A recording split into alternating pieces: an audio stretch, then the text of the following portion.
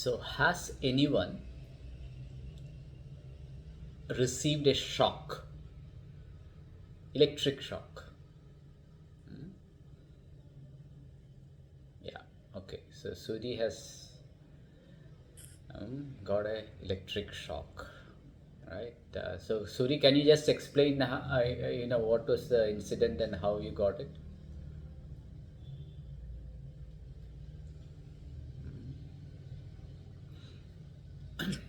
No, when I was small, my dad had bought me he had bought I would think one of the first transistor like size radios from Japan, must be at least 60 years ago. And it had a 67.8 volt battery. And we used to shock each other by just touching it, on people. And also, we used to play with electricity, connecting wires and all, and we got frequent shocks. Yeah. Okay. So, how did it feel when you got the shock? What can I say? Suddenly you have some kind of muscle contraction, I think. Yeah. Okay. So, no one else has got a shock in their lives. My God, I'm actually quite surprised. I got it so often, I thought. I also. Yeah, Yes, I do. yeah. So most of us have got the shock. Even though we hate to admit it, we have got the shock. Now, luckily we have all survived it. It's all minor shocks. Luckily we survived it. But if you go and catch a live wire, probably you'll be electrocuted to death. Or if you're hit by lightning, probably you'll be dead, reduced to ashes, probably even. So, electricity is a dangerous thing, right? It's an extremely dangerous thing. You cannot play around with it. But can you live without it? Can you live without it? Everything you have to have electricity these days, right?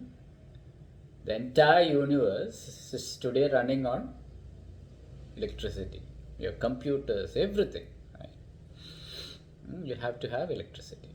So, it is one of the most important things today in our lives.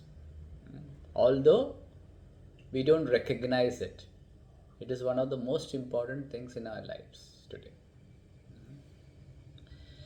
Now, the same thing we have to remember is that when electricity is controlled, it becomes beneficial. Right? Electricity, when it is controlled, it is extremely beneficial. If it is uncontrolled and if you are in the path of electricity in an uncontrolled manner, it can kill you. Okay? So, we know, all of us know that it is extremely beneficial and it is an important part of life. Now, I would like to tell you one thing, that Kundalini Yoga is exactly like this. Kundalini Yoga is exactly like this. Now, while the class was happening, there are people who wants to join the class. Kundalini Yoga. When you hear about Kundalini Yoga, it is kind of esoteric and mysterious, and everybody wants to join Kundalini Yoga. Right? So I don't allow people to just join Kundalini Yoga. Right? Because if you cannot be a conduit of that energy will destroy you. Right? So, like electricity can traverse from one point to another point through a copper wire. The wire will not be destroyed. Right? You can have a copper wire. If it is a good conductor, electricity can traverse through one point to another point and at the other side the light can come on. Okay, here is the power generator and you have the copper wire, and on the other side you can have a light bulb and the light is illuminated, right? It doesn't destroy the copper wire. Now your body is like that, right? Your body has so many wires, so many wires around. We call it the nadis. Your body has got so many wires, like, and we call it the nadis. Now, if these nadis are not proper conductors of the Kundalini energy, which is generated, from the Muladhara chakra, all these special kriyas which we are doing, we are generating or enhancing. Kundalini energy is already there in everybody, but we are enhancing our Kundalini energy using these kriyas. Now when this energy is generated, okay, your Shushumna should be a conductor. Shushumna should, it is like energy generation, battery, and then you have the copper wire. So Shushumna is like the copper wire, right, to send it to your Sahasrara. And throughout this you have got multiple small lights, right? So the energy is traversing through the Shushumna, and every chakra is treated like a light, small lights, and then you have the big light at the end, right? Now if there is a blockage of the flow of energy, it will be like getting electrocuted. It will be like getting electrocuted. Right. So we tell everybody, Kundalini Yoga is the most potent form of yoga. Absolutely no doubt. The most potent and the fastest way. If done properly, it is the fastest way for spiritual progress. Right? Any other technique you take, it will take years and years and years and years. Kundalini Yoga is the fastest way, there's no doubt. But it is beset with some dangers also. So nobody can just go and jump into it, and we don't teach everybody. Right? So the entire process of cleansing has to be done. Cleansing of the nadis, cleansing of the chakras, these bulbs I talked about. Okay. The cleansing of each of this chakra.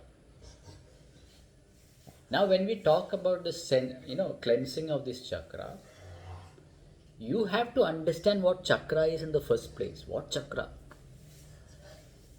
If you can't even feel your chakras, how can you cleanse your chakras? There are people who have done yoga for 10 years, 20 years. They say, I have done yoga for 20 years. I want to learn Kundalini Yoga. Then we say, slow down.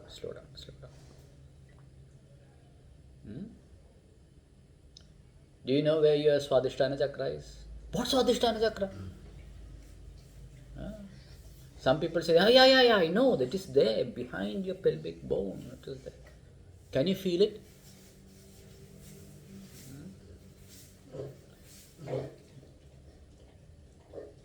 Can you feel your Muladhara chakra? No, if I touch it, I can feel it. If I touch it, I can feel it. Are you hearing the Anahata sound? You're practicing yoga for so many years. What Anahata sound? What Anahata sound? I'm practicing yoga for 20 years. But I don't know all of these things. I can't feel any of this. So what yoga have you done?